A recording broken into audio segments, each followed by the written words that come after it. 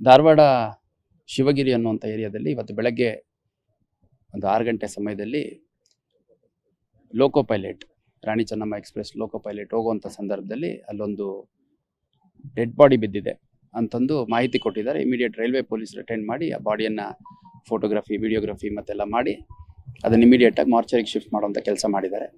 ಆ ನಂತರದಲ್ಲಿ ನಾವು ಪರಿಶೀಲನೆ ಮಾಡಿದಂಥ ಸಂದರ್ಭದಲ್ಲಿ ಆ ಮಗು ಹೆಸರು ಪಲ್ಲವಿ ಅಂತ, 24 ವರ್ಷ.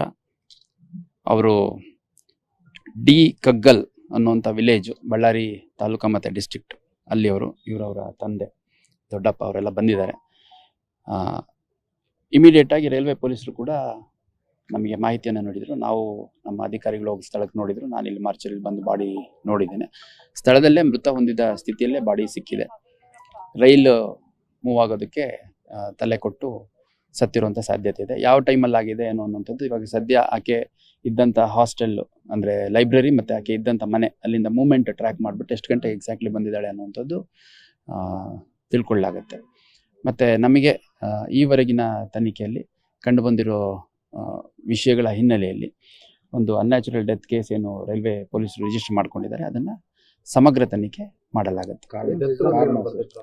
ಈಗ ಕಾರಣ ನಮಗೆ ಡೆತ್ ನೋಟ್ ಸಿಕ್ಕಿದೆ. ಅದರಲ್ಲಿ ಭಾಳ ಸ್ಪಷ್ಟವಾಗಿ ಯಾವ ಕಾರಣಕ್ಕೆ ಅನ್ನುವಂಥದ್ದು ಬರೆದಿದ್ದಾರೆ. ಅದನ್ನು ತನಿಖೆಯಲ್ಲಿ ನಾವು ತನಿಖೆಗೆ ಒಳಪಡಿಸ್ತೀವಿ.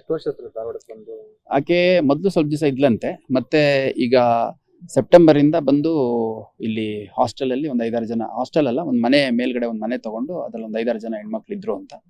ಮತ್ತೆ ಭಾಳ ಸ್ಪಷ್ಟವಾಗಿ ಅವರ ಪೋಷಕರ ಹತ್ರನೂ ಕೂಡ ನಮಗೆ ಸಿಕ್ಕಿರುವಂಥ ಡೆತ್ ನೋಟ್ ತೋರಿಸಿ ಚರ್ಚೆ ಮಾಡಿದಂಥ ಸಂದರ್ಭದಲ್ಲಿ ಆಕೆಗಿದ್ದಂಥ ಕೆಲ ಆರೋಗ್ಯ ಸಮಸ್ಯೆ ಮತ್ತು ಕೆಲ ಕೌಟುಂಬಿಕ ವಿಷಯಗಳ ಹಿನ್ನೆಲೆಯಲ್ಲಿ ಈ ರೀತಿ ಒಂದು ದುಡುಕಿನ ನಿರ್ಧಾರ ತಗೊಂಡಿದ್ದಾಳೆ ಅನ್ನುವಂಥದ್ದು ನಮಗೆ ಸದ್ಯಕ್ಕೆ ಪತ್ತೆ ಆಗಿದೆ. ಅವರ ತಂದೆಯವರು ಬಂದಿದ್ದಾರೆ, ಅವರು ಕೂಡ ಅದೇ ವಿಷಯವನ್ನು ಒಪ್ಕೋತಾರೆ. ಈಗ ನೋಡಿ, ವಿದ್ಯಾಕಾಶಿ ನಮ್ಮ ಧಾರವಾಡ, ಅಲ್ಲಿ ಸಹಸ್ರಾರು ಸಂಖ್ಯೆಯಲ್ಲಿ ವಿದ್ಯಾರ್ಥಿಗಳು, ಆಕಾಂಕ್ಷಿಗಳು ಇದ್ದಾರೆ. ಅದು ನಾವು ಕೂಡ ನಿರಂತರವಾಗಿ ಅವ್ರ ಜೊತೆ ಸಂಪರ್ಕದಲ್ಲಿದ್ದೀವಿ.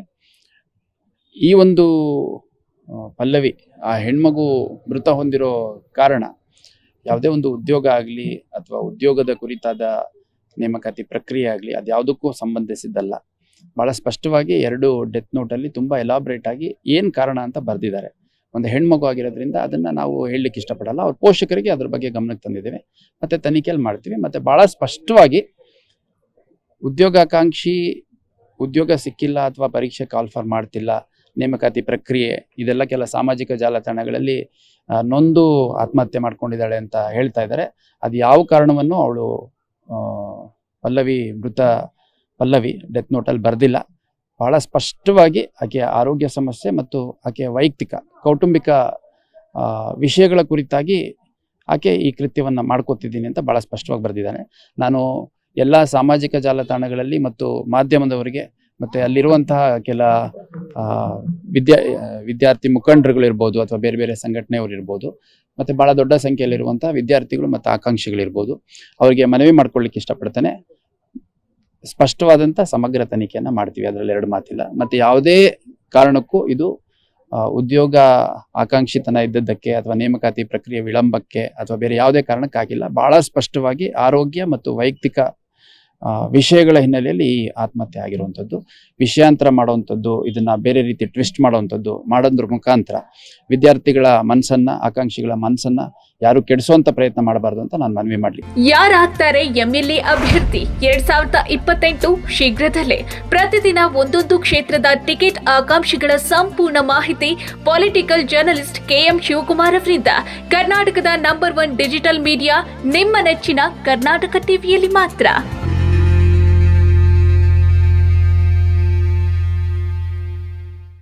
ನೀವು ಸಣ್ಣ ಆಗ್ಬೇಕಲ್ವಾ? ಅದು ಒಂದು ಉತ್ತಮ ಆಹಾರದಿಂದ ಸಣ್ಣ ಆಗ್ಬೇಕಲ್ವಾ? ಪ್ರತಿದಿನ ನಮ್ಮ ಜೀನಿ ಸ್ಲಿಮ್ನ ಯೂಸ್ ಮಾಡಿ ಯಾವುದೇ ಸೈಡ್ ಎಫೆಕ್ಟ್ ಇಲ್ದಂಗೆ ನೀವು ಸಣ್ಣ ಆಗ್ತೀರಾ.